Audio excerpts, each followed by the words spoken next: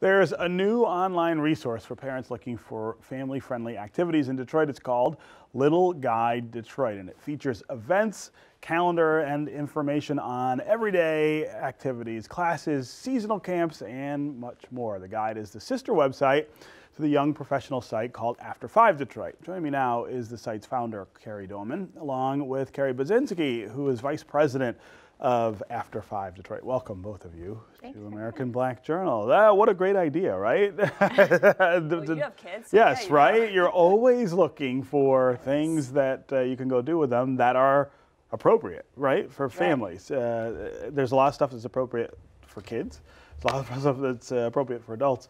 That family sort of space in Detroit is really underserved, I feel. Yes, yes. I live downtown Detroit. Yeah. I have a almost 18-month-old, and when he was born, it really became apparent how void this area of resource was. Yeah. And so just compiling not only events and drop-in classes, but activities and giving parents and caregivers and grandparents an opportunity to look at lists and generate new ideas, because we always, it's busy, it's hectic having kids and life, and we don't have time to go to all the different websites, but we have some incredible museums and venues for kids and families throughout the region, but especially downtown.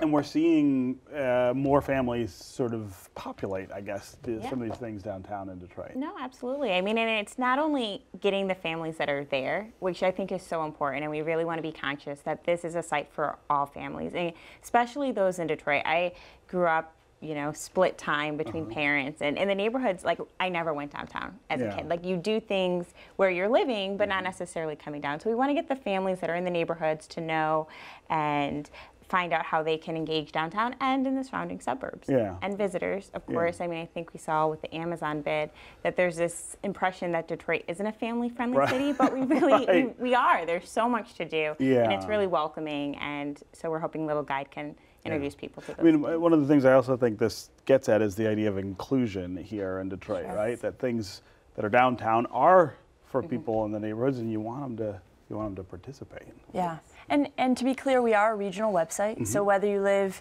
in Novi or Rochester or Troy, there are events and classes available that we highlight for them as well.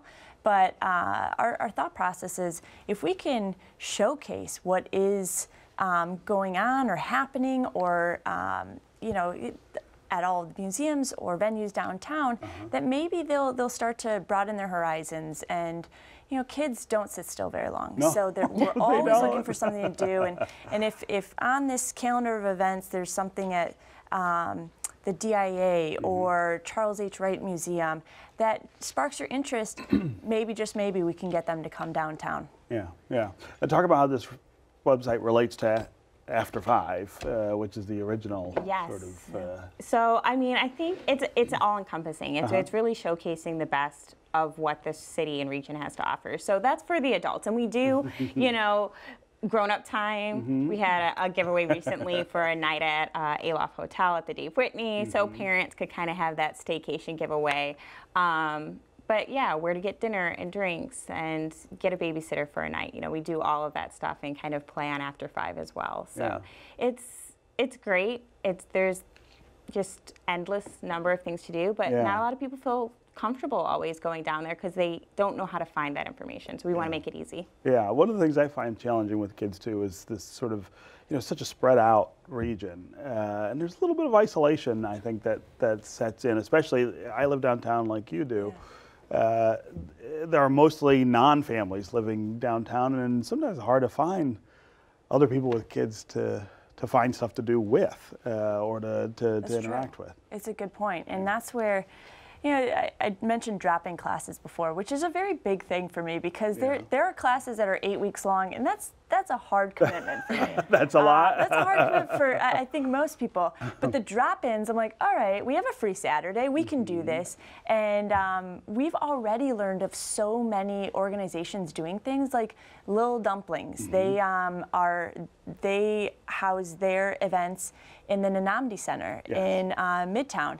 And so that's a great way to bring neighborhoods together and different families from different areas together for a fun activity for the whole family. So it's things like that where we're learning along the way of just how much there is available. Just how much, right? And I would imagine you're hearing from families about how much they want this information as well, and how rare it is to find it. It is. Well, that's the thing. I mean, it's like parents spend so much time looking for events opposed to actually doing the events. And people want to spend time with their kids. And so we're hoping that this will allow them to like kind of take that, you know, time, get that time back and being able to invest it somewhere that really matters. Go do stuff, the other thing that I always think of is accessibility for these things, right? The idea that not everything has to cost money, and there are a lot of things to do in Detroit that don't cost money or don't cost a lot of money that maybe parents are unaware of. And we have a list for that as well about free activities